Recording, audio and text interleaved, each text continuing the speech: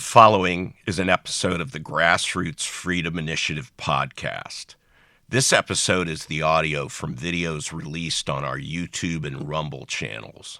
There may be times in this episode when we refer to information displayed on the screen that is impossible to provide in podcast format. However, links to the video version of this episode, as well as links to sources mentioned in this episode, can be found in this episode's show notes. Now, the Grassroots Freedom Initiative podcast. Today, we're getting into something that's kind of uncomfortable, but really important. The naive beliefs a lot of regular voters have, and how political pros use them to play us. And look, when I say naive, I don't mean stupid. I mean human. These are normal assumptions we all make. Because we're busy, we want to believe people are mostly good, and we're not all political operatives. But the people running the game, they know exactly how to use these beliefs to keep power. Let's break it down. Belief number 1, my party has my best interests at heart. This one's huge. Listen to me. No, they don't. Once a voter picks a side, red or blue, they tend to stick with it.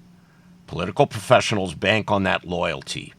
Even when their policies don't actually help working people, they know many voters will defend the party like it's their home team.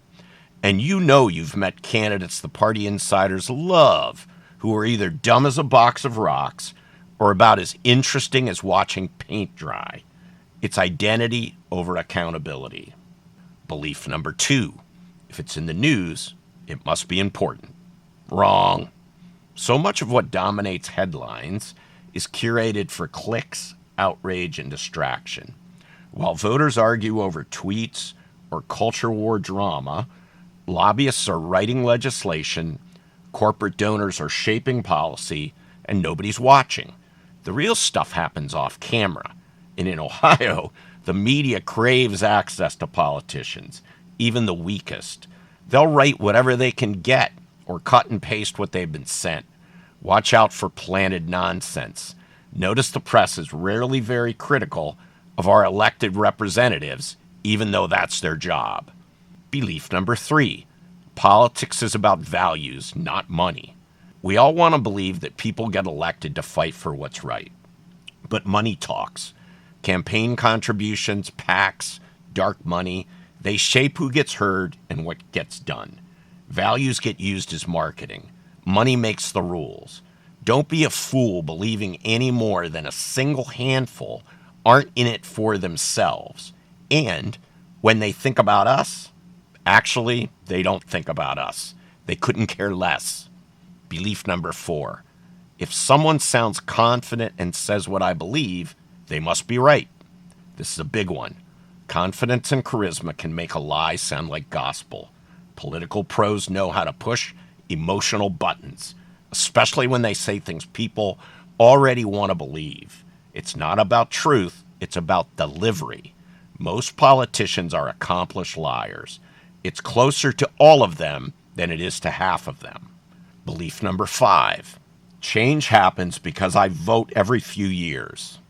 Voting is essential, yes, but it's the bare minimum.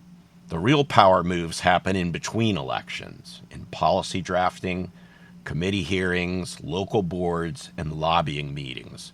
If we only show up on election day, we're just giving away the other 364 days of our power.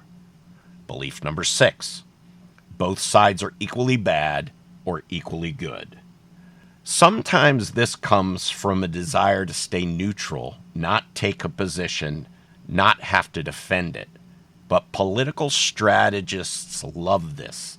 It keeps people apathetic, checked out, and unwilling to demand better. If everyone's corrupt, then no one gets held accountable. Don't fall for it. Belief number 7, if you disagree with me, you're probably misinformed or evil. Polarization thrives on this. It makes it easier to write off our neighbors and harder to build real coalitions. The more divided we are, the easier we are to control. Political pros love a distracted, divided public. So what do we do with all of this? We stay awake. We ask questions. We remember that every politician and party works for us, and they don't get to keep the job if they fail us. The more we challenge our own assumptions, the harder it is for anyone to manipulate us.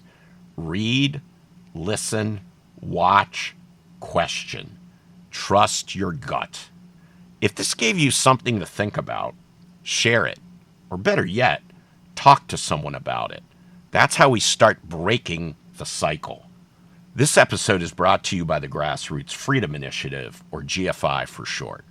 If you're not already on our email and texts lists, please be sure to join our network of thousands of Ohioans.